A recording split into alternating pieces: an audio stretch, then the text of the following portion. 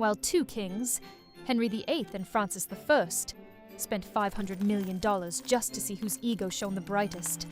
One woman watched it all in silence, Catherine of Aragon. To the world, the Field of the Cloth of Gold in 1520 was a display of pure excess, glass palaces, fountains flowing with wine, and tents woven with solid gold.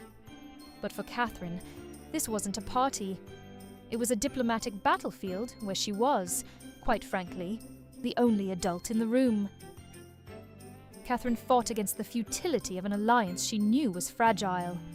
Today, we step away from the men's tournaments to focus on the queen who had to carry the weight of an empire on her shoulders and in her dresses. But what happened when the gold stopped shining would change the history of England forever.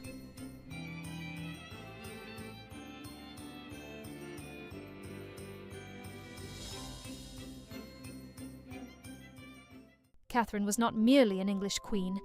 She was the daughter of Isabella of Castile, the formidable woman who had literally changed the map of the world.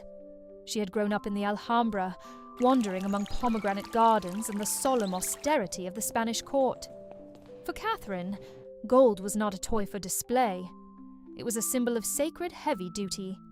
When she arrived at the field in the 1520, she watched her husband, Henry VIII, acting like a restless peacock, squandering an entire year's budget in just 18 days.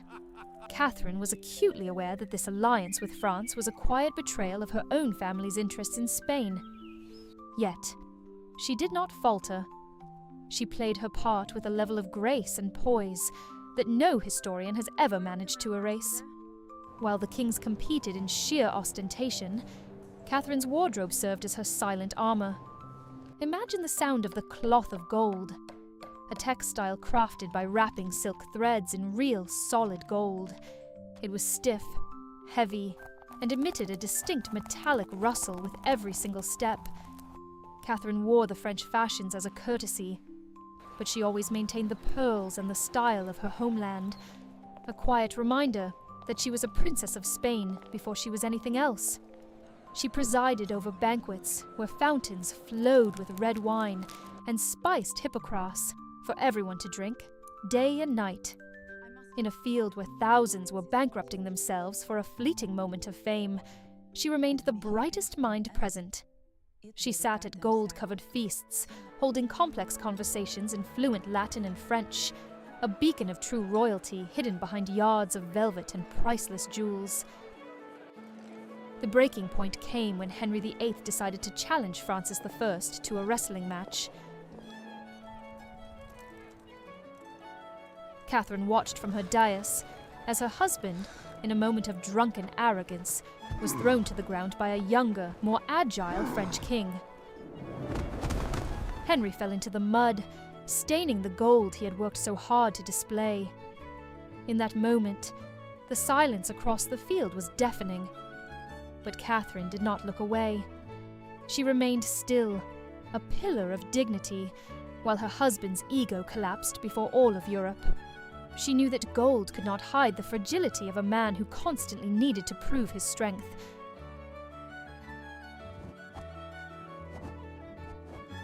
While Catherine shone as the perfect hostess in 1520, the seeds of her downfall were being planted right there, beneath the brightness of the June sun. Among the ladies who served the Queen of France, there was a young woman with dark eyes, a long neck, and a magnetism that was not English. Anne Boleyn. Anne had spent years in the sophisticated French court, learning the art of conversation, of intellectual flirtation, and of the power that no holds over powerful men.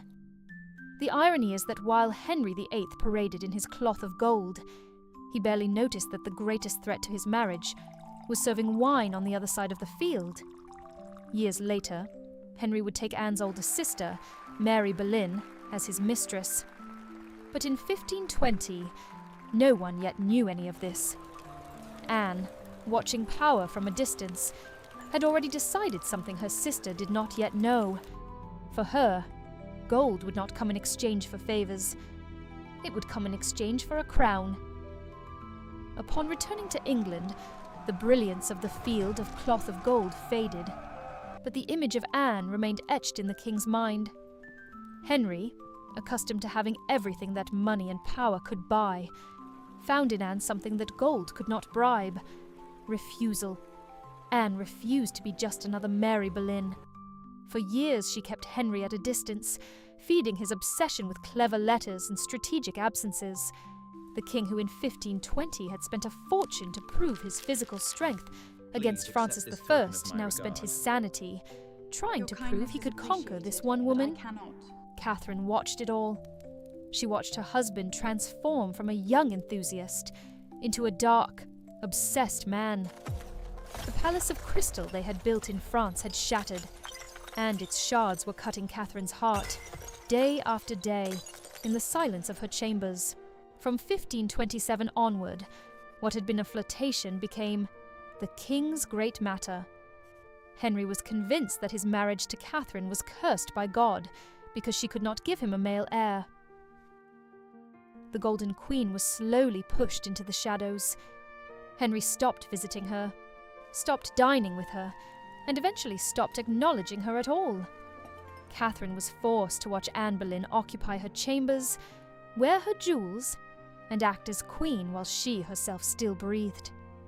In one of the cruelest moments, Henry demanded that Catherine surrender her state jewels, including those she had worn with such pride at the Field of Cloth of Gold, so that he could give them to Anne. Catherine obeyed with the same dignity as always, but the gesture cut deeper than any sword. Finally, Catherine was banished.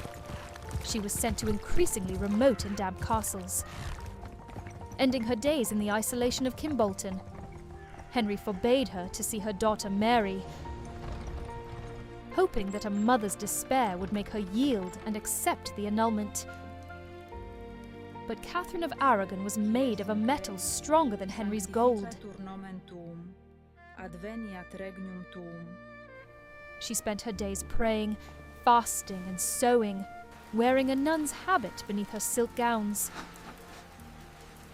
She wrote letters, signing them Catherine, the Queen, even as the king referred to her only as the Princess Dowager. She kept her court of a few loyal servants, living in a cold room, while Henry and Anne desperately tried to buy the world's recognition with new banquets and new jewels. In January 1536, Catherine finally found peace. The court's reaction was cruel. Henry and Anne dressed in yellow, from head to toe to celebrate. In England, yellow was the colour of joy. In Catherine's Spain, it was the colour of mourning. But as Anne danced, she did not realise that the ground beneath her feet was disappearing. With Catherine's death, Henry was now a legitimate widower, free to look elsewhere. He was already looking at Jane Seymour.